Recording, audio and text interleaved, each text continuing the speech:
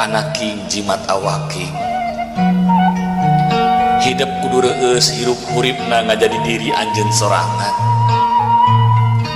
Raksa pariksa amara hidup nu ngabalukarkeun kaduhung teu magih tungtung.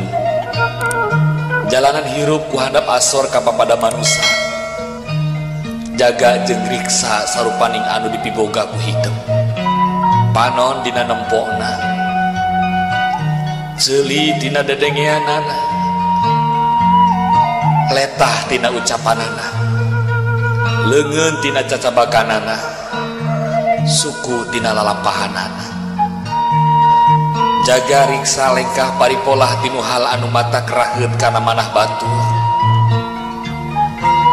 Ngarah hidup hirup loba dulur akur jeung salebur.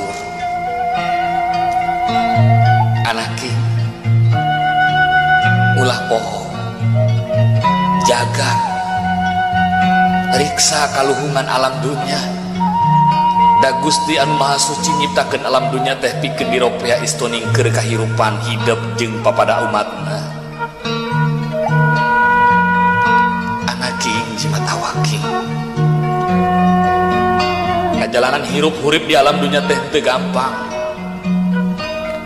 Hidup moal salawasna ngajalanan datarna hirup, bakal nincak kana tanjakan jeung pudunan.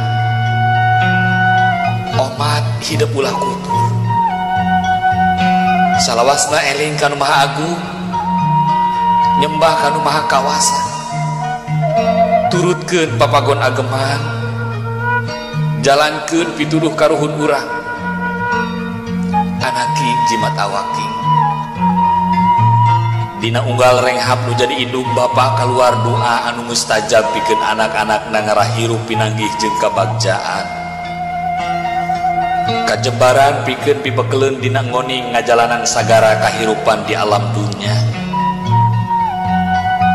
Omat anaking hidup kudu silih asah, silih asih, silih asuh, silih kalingakeun nyadiri, silih simbeuhnya kadeudeung, deheuskeun duduluran, raketkeun babarayaan, ulah rek pakia-kia, ulah rek pasalia paham, hamo nepi ka papaseaan. Anaking jimat awaking omat ieu pupeujuh keur hirup hurip hidup salawasna.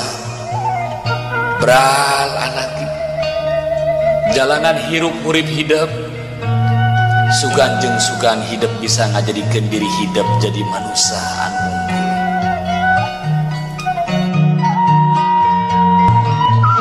Sing sumanget jeung ulah epes meer, inget pan aya Allah nu salawasna nang tayungan hirup urang. Dunya teu loba jiga batur tong hariwang jeung aral subaha, mending lobakeun ibadah.